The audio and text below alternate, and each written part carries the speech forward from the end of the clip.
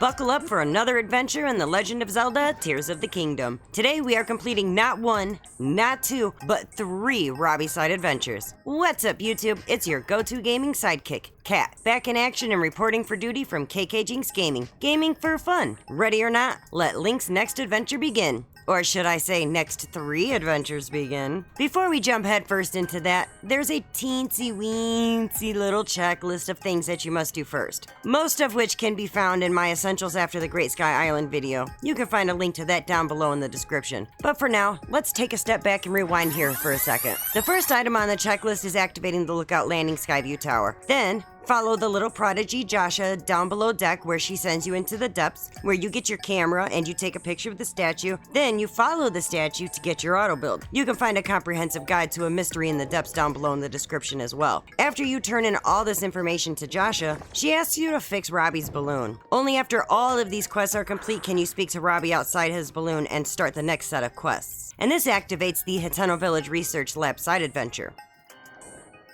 For those of you who haven't done the Hateno Village Research Lab yet, I left a link down below in the description, but something I didn't think to mention in that video is that if you do the nearby shrine first, before he has you test out the shrine sensor, it skips all of that dialogue and you can just get right to the good stuff. So let's assume that we're ready to get into the good stuff, and you have all of the prerequisites done. Right away, Robbie lets you pick what you want to work on of the 3 options, which include the Sensor Plus, Hero's Path, and the Travel Medallion. Let's start with the easiest and move our way up. That means that we shall start with the Sensor Plus. The Sensor Plus allows you to pinpoint more than just shrines, many more things, and that's why it's called the Sensor Plus. You can select what you want from the compendium, but he can't add this prototype without some extra data, so you will need to fill out your compendium with at least 5 types of monsters.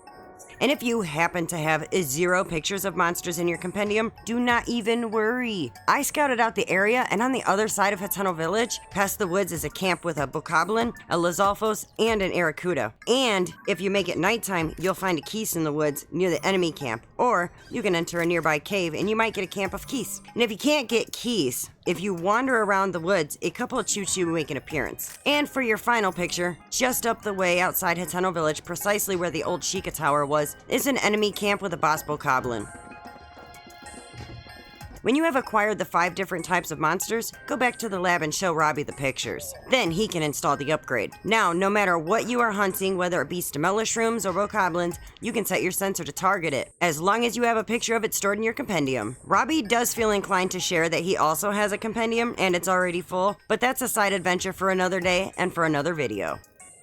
Let's move on to the next item on our agenda today, and that's the Hero's Path mode. Installed on your Pure Pad, there's a tracking feature. Hero's Path mode lets you see this feature on screen. It's an essential addition if you do a lot of investigating. This brilliant system lets you see the exact path you've taken. But before Robbie can install the prototype perfectly, he'll need some data from 15 shrine locations from you. There isn't much I can show you here. If you don't have 15 shrines completed, you'll have to come back after you do. Once Robbie installs the feature on your Pure Pad, you can use the map to see the path that you've taken on your journey, footstep by footstep. You can save around 256 hours of gameplay. If it exceeds this amount of play data, the oldest footsteps will be erased as the new ones are added. To use this feature, activate your map and press X to see your path. You'll see other options available that are listed at the bottom of the screen, including playback. I'll let you fiddle around with that on your own time.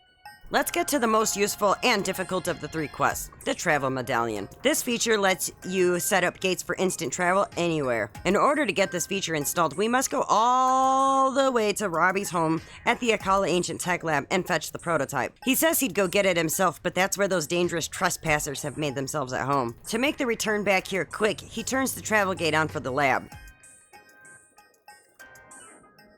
The quickest way to the Akkala Ancient Tech Lab is to fast travel to the Jochi-iu shrine near the East Akkala stable. You'll find the shrine link down below in the description. Following the path north of the stable, you'll start to see the frog statues. I think if we do the math on this, we find that dangerous trespassers plus frog statues equals the Yiga clan. Great. Further up the road, there is a sign that says, "Final warning, Yiga clan only beyond this point. All others will be harshly dealt with." Go beyond that point anyway.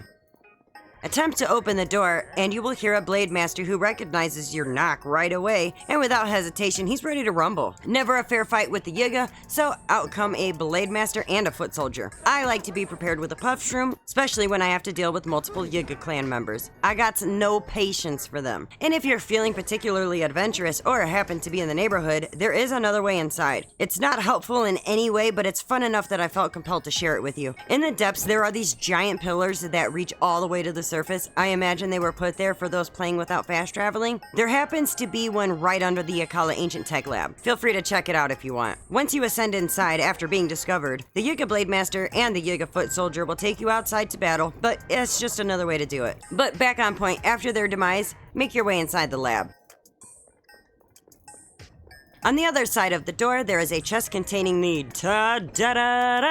Travel Medallion prototype. Robbie reverse engineered a Travel Medallion to make this prototypical version, but it's unusable in its current state because it's missing some important data. But before we shove off to blab to Robbie, take notice of this tailor named Kanba over here who was forced to make Yiga outfits, and he doesn't like that. He says, in fact, you should take this Yiga armor he just finished and burn it, trash it. He doesn't care. He just wants you to get it away from him. Gross. Kanba makes a nice little suggestion that we were probably all already thinking as soon as we seen the armor, that if you wore the whole set, you'd fit right in with the Yiga clan. Cliffhanger.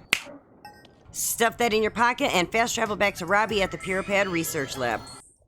Hand over your Puripad and witness Robbie working his magic. The Travel Medallion is now installed. Robbie ensures it's added to your key items, allowing you to use it at your convenience. To activate it, stand at your desired location and place it from the key items menu, transforming it into an instant travel gate back. But Robbie, being the incentive spirit that he is, isn't quite done yet. With a gleam in his eye, he hints that with a bit more data, he could craft 2 additional Travel Medallions for you, reaching the maximum capacity. Looks like there's more adventure on the horizon. In order to establish a link between the Puripad and a second location, Robbie informs you that he requires data from about 10 map locations. Specifically, unlock Skyview Towers. If you find yourself short of the required 10 towers, you can refer to my Every Skyview Tower Unlocked video linked down below in the description. It's conveniently organized with chapters to help you locate and unlock the towers you're missing. Now, if you've already conquered all 15 towers, Robbie skips the extra dialogue and graciously hands over the second and third Travel Medallions. However, if you haven't reached the required count, you'll need to secure the remaining towers to unlock that coveted third medallion. Placing the second and third medallions follows the same steps as the first. However, if you wish to reclaim them and return them to your inventory, simply navigate to your key items menu, select the medallion, and choose the Collect option. It's a straightforward process to manage your Travel Medallions as you see fit. And voila, that wraps up all 3 Robbie quests in one magnificent package. And that, boys and girls, is where we call it a day. If you enjoyed this video or picked up some new gaming wisdom, don't forget to power up this channel by smashing that like and subscribe button. It really helps a small channel up against the mighty algorithm. Your support isn't just appreciated, it's our secret weapon against the digital odds. And for the latest intel, punch that bell right in the face so you're always in the loop when I drop fresh content. And if you're still not satisfied, check out the merch below. Until next time, keep gaming, keep laughing, and keep learning. With that being said, this is KKJinxx, over and out.